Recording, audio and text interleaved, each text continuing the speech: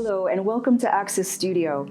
My name is Nancy Gesimondo, and today I'm thrilled to be visiting the studio of Dr. Margaret Rose Vendryes, a radical art historian with an active studio presence in Southeast Queens, New York.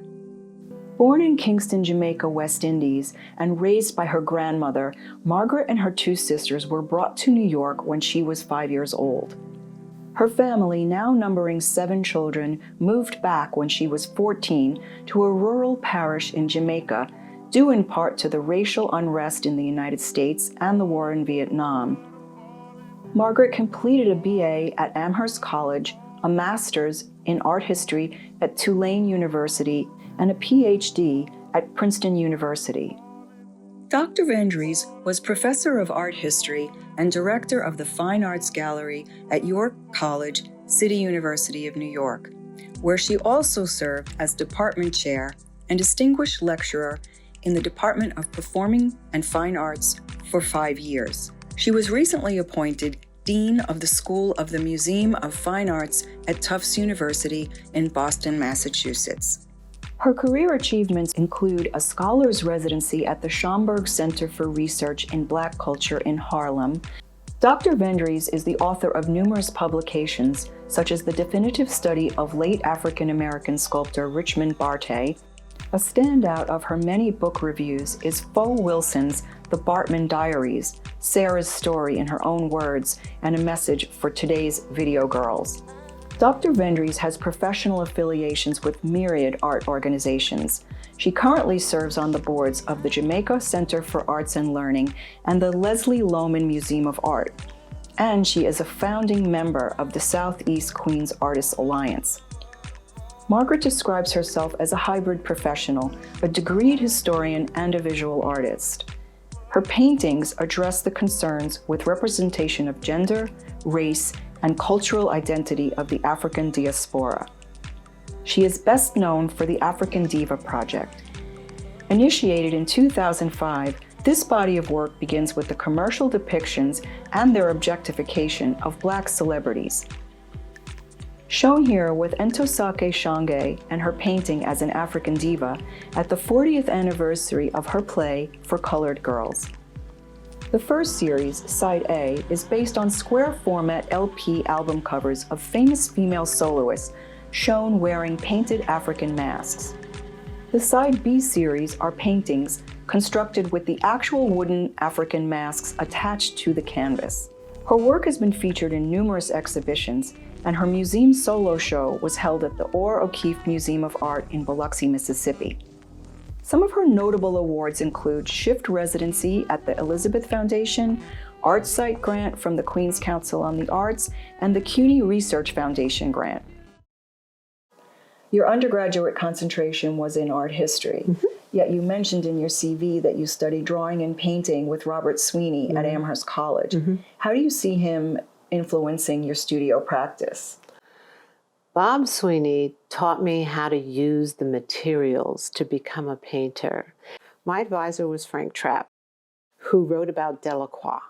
And Frank Trapp told me that I could always paint. I would always be an artist, but I was a good writer. And that the area of art history that I was interested in, which was African American art from back then in the 1980s, he said, nobody's doing that, Margaret. You should be a historian. When I was at Amherst College, I was an older student. I had 2 sons. It was not very practical to think that I could become a studio artist. So I painted for the joy of it, but art history has sustained me. Your monograph, Bartay, A Life in Sculpture, was published in 2008, and you were doing your painting on the side. What led you to take your studio practice to the professional level? Well, if I tell you the truth, it's because I was having more fun painting than writing. I felt that my work, writing and teaching African American art, made me an agent of change in the art history discipline. And that was really important to me. So once the book was done, I could turn a little more to the project that was just growing at that time, the African Diva Project. And a mere 3 years later, in 2011, you had your first solo exhibition of 16 Diva paintings at Tufts University. How did it feel to accomplish two major projects in such a short amount of time? Like I was a crazy person, honestly. First, I have to acknowledge that I actually stepped away from academia during that time. I moved to Boston with my spouse, who took a position at MIT, and I was able to go to part-time teaching art history and to give more full time to working at the easel. And I had so much material in the back of my mind at that time that I could urge myself. I could go down into my studio space. I had a basement studio space and work like a 9 to 5. But I was so proud to be able to step back and say, I really have a body of work here. That was amazing to me. That was what kept me as this artist, instead of going back to saying, really, I'm a historian. I mean, that's where people understand me. They know Barthes, they know the book. You know, that's who I am. And I said, no, no, no, no. I'm both. How does being an art historian with such a depth of knowledge of art history influence your practice as an artist? That's a good question. I can't leave things alone. As a historian, there's always a backstory. I needed to go deeper into the background of who I'm making an image of, that sort of thing. So being a historian is just part of my fabric. It's just part of who I am. How do you choose the celebrity images? Well, I'm looking for full body. That's important, especially when the mask becomes part of the duo, because the mask is made sensical by the performance. Without the performance, the mask is just an object that is, hanging around. It's pretty impotent. So I wanted a full body. I wanted good composition. I also wanted good costuming, and the more challenging, the better. So some of the paintings, some of the divas have some pretty elaborate stuff on with sequins and feathers and Fringe. yes, and all. And the challenge is what keeps me there. I try to get a clear image because some of the albums, you can't find them anymore. You can't find them new. So the image has been rubbed and rubbed and rubbed away. So, I had that issue with Sarah Vaughan, where I could not find another copy of that image. And I wanted that image because of how she was sitting. She had a cigarette in her hand. She's one of the few ones that I actually let her keep the apparatus. I usually take away all the stuff except for the body and the clothing, but she still has a cigarette in her hand. You mentioned the album cover, and that's your Side A series. What led you to use the album cover as a springboard for that project? My youngest son, Eric, has a store where he sells vinyl and cassettes and hip hop stuff. And he brought to me a Donna Summer LP, the 12-inch, and on the back was an image of Donna Summers sort of parodying the 7-Year Itch Marilyn Monroe. And she had so much paint on her face in that image that it looked like she had a mask on. So I began there with this idea of the Black body parodying the whitest of white snow queens, Marilyn Monroe. And that was my first painting. So the albums as my model began to be something that grew. That's a part of my upbringing, is listening to music on vinyl and the rituals of vinyl. Keeping the disc clean and putting the needle at the spot where your favorite song is, all that kind of stuff. So the album cover and, how we kind of learn who this singer is through looking at images that are commercial made images that sell products. That's where that came from. It's like the story behind these images, the music that I grew up with. And at that time it was all female, full body, Black women soloists. And so I started, just sort of collecting the albums. You use cold wax in your painting. Can you explain why you do that? It began because I was looking for a way to extend my paint. And I was also looking for a way to get the oil to be matte when it was dry. I wanted the backgrounds to be thick, and so I could script into it. It keeps the color vibrant, and I like to use really bright color, and it allows me to work through it and have my script. So there's something to keep the people who see my work engaged with it longer because they're reading. It pushes you to find what is being said. And with my writers, I have a few writers so far that I have painted as divas. One of them, Toni Morrison, who I knew because she taught at Princeton. I painted her shortly after she passed with an image that Princeton University had commissioned of her. And her writing is in the back. In your self-portrait, for example, you began incorporating hair onto the canvas. What was your inspiration for that? That's the only self-portrait that I've kept. And it was well painted and done and what I thought was done before I added the dreadlocks to it. The dreadlocks belonged to my oldest son, who grew locks twice, and both times when he had gotten tired of them, he would come home and ask me to take them off. And I saved them. I had always wanted to wear locks. My hair wouldn't lock. So I decided to create this self-portrait by attaching my son's very beautiful locks to the canvas itself.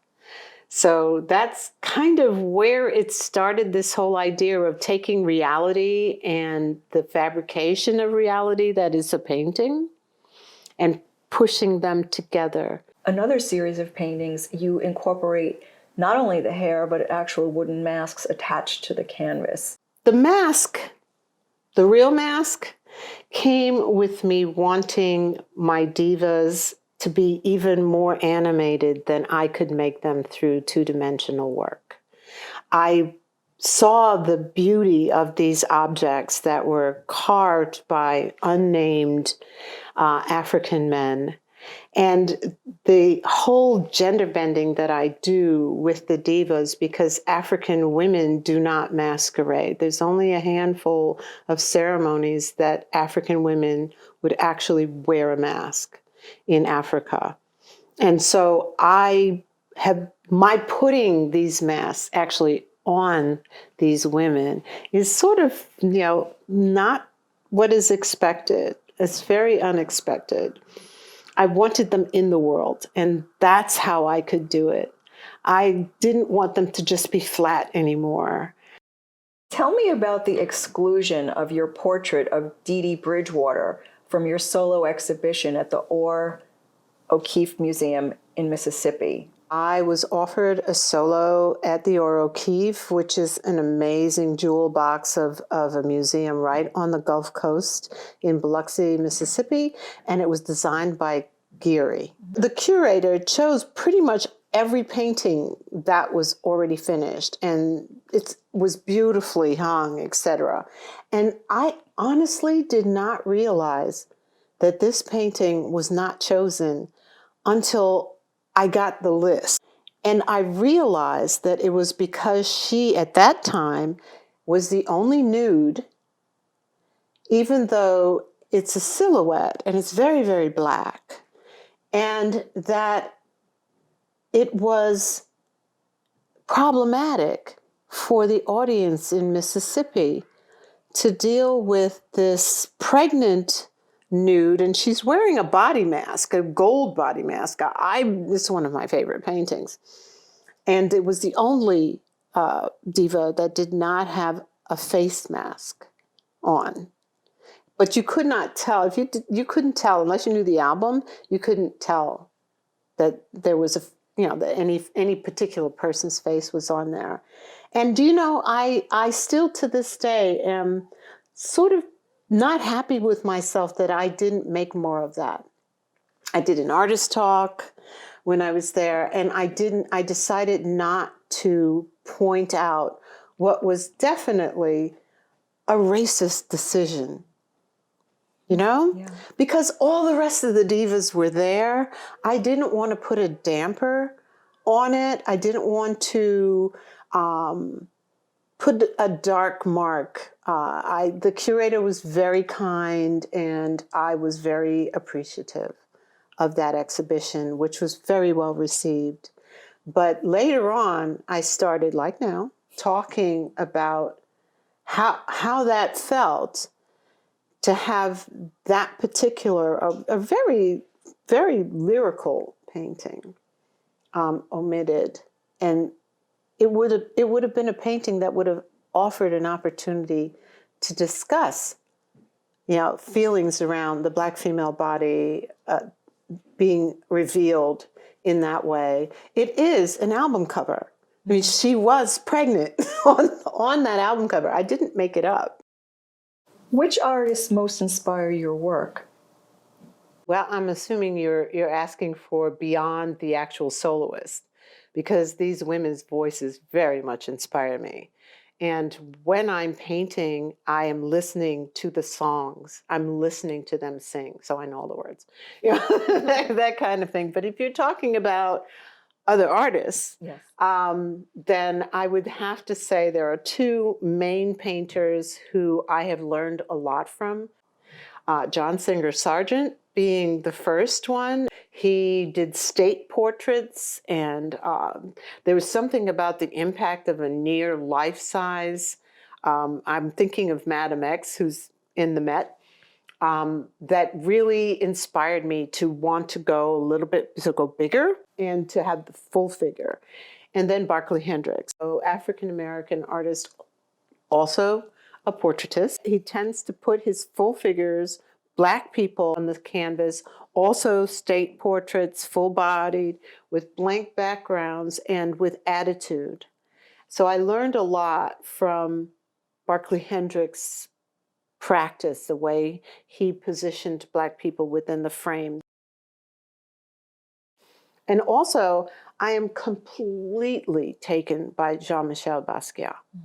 Completely. Of course, people will go, well, isn't he a graffiti artist? Or, his work is not as tight as mine, as realist as mine, but his text, the sort of poetry that he writes in the back, wrote, because he left us at 27, which is a very, very sad story. I have written art history. I wrote a long catalog piece for an exhibition of Jean-Michel and Andy Warhol some years ago. So I had a reason to learn more about him. And he was quite a poet and quite a writer. And the text in his work is a big part of what he's doing. And people don't even know that there's text in the back of my paintings sometimes. Because it's dug into the color, that you have to get close to tell that there's something being said behind there, that my divas are singing to you.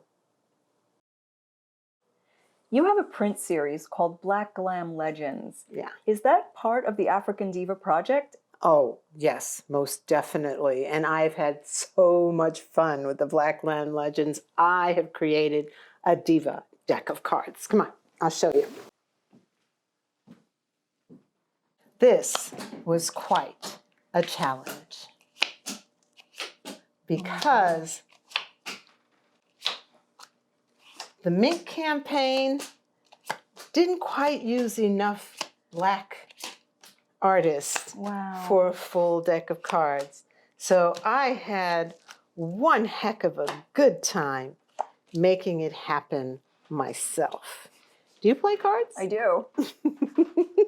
I absolutely love them. But this was an actual ad campaign that then you collaged and made prints from. Yes, I made my very first set. They are digital prints. All of the advertisements for the Black Glam Minks, it's Black Glamour Minks, were in black and white.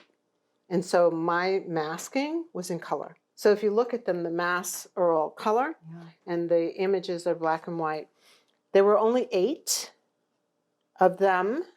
And then there was a short series of Broadway mink, black glam minks. But the Avedon was one of the first commissioned photographers to do the black glam mink. And so quite a few of these were actually shot by Avedon, like Pearl Bailey, Wow. who's number 9. This is Dee Dee Bridgewater, Oh, wow. who you just finished talking about. Dee Dee. Janet Jackson was the last one. She is the Jack. Oh, yeah. Janet Jackson was the last one. That's this great. is Diana Ross. I love her. I had to create one with Queen Latifah. She was not in the original series, but I had an advertisement for another product of her in a black mink. So, of course, Queen Latifah has to be the queen. The only male in the group of the 8 was Ray Charles. So Ray Charles is wearing this amazing boom mask. It's a Cuba mask from Democratic Republic of the Congo. Oh, wow. And he was in a black mink. All of them are wearing black minks. This was a lot of fun. It was a lot of work, too, but it was a lot of fun. And I've gotten so much better at Photoshop since this moment. Marion Anderson is one that's in the first run of this. I just did 10 copies of this one. And Marion Anderson is in there, and so is Aretha. And there she is. There's Aretha. Because she would perform in a mink coat often as well. So wasn't she buried in her mink coat? Yes. Yeah. Yeah. So it's fun. Love her. It is. It's a lot of fun, and playing cards is a lot of fun. But there was some dark stuff too. Like somebody put out Lassie as a celebrity in a black coat, except they put Lassie's head on Lena Horne.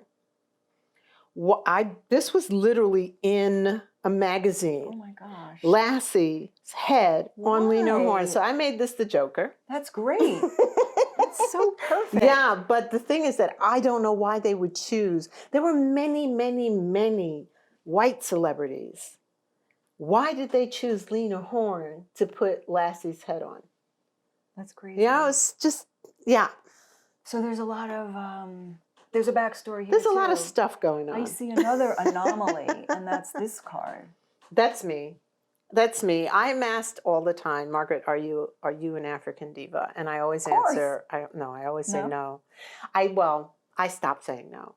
Because in some ways I am, because I'm promoting this work. You learn how to speak to the camera. You learn how to write that statement. And to answer the questions that are put to you when you speak as an artist.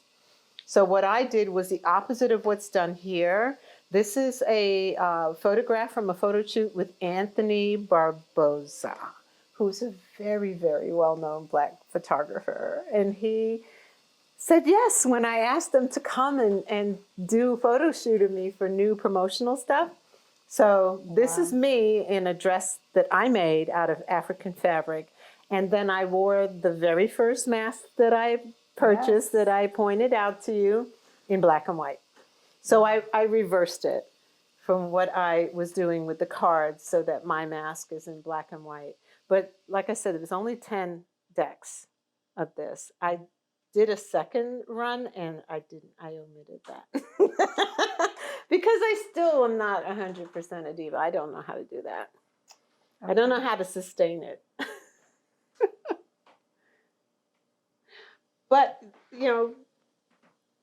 the Black Glam Mink campaign said, what becomes a legend most? I changed it to who. Okay. Who becomes a legend most? Which of these many celebrities took them up on having a mink to have their picture taken to promote this product, right? So who becomes a legend most makes more sense to me than what becomes a legend most. It makes it more human. Right. It makes it about the celebrity and not about the coat. Right. So playing with words. I like doing that too. I like to play with words. Definitely. Makes it more clever. Thank you for asking about them. You're welcome. They're really cool. I love them. You also work in other media, such as interactive installation pieces. You talking about Jamico? Yes. How did the African Diva project lead to the Jamico piece? I was offered an opportunity by No Longer Empty to be a part of an exhibition called Jamico Exchange. Jamico is the original name, the Indian name for Jamaica. Oh, wow. It gave the people of Jamaica audiences that don't often have opportunities to interact and engage with works of art. Children, older people, teenagers came in, and there was a small platform stage. There was music for them to choose from, and there was a wall of masks for them to take down, choose a mask, drop a microphone in the back, put on a gown from one of the dressing rooms, and become an African diva. How fabulous. It was hysterical, and it was so much fun. Was it like karaoke? Did they actually sing? They actually sang, but they had to bring the mask to their face. And that's what a number of these, especially the women, said to me, that's where I got my guts from. Sure. Because I was behind that mask. I don't know if the African Divas will ever go live again like that, in that way, but it really proved to me that that was the audience I wanted to get to. These were the people that I wanted them to ask the question, who's the Chokwe? What's this mask about? What does this mask mean? It was great. It was great. Thank you so much for having me in your studio today. It was such a pleasure to learn more about your work and to see it all in person. I enjoyed very much having you here and rethinking some of the ways I feel about my own work. So thank you for being here. Welcome. And thank you for tuning in to Access Studio today. I hope you enjoyed this episode with Dr. Margaret Rose Vendryes and that you'll tune in next time. Thanks for watching.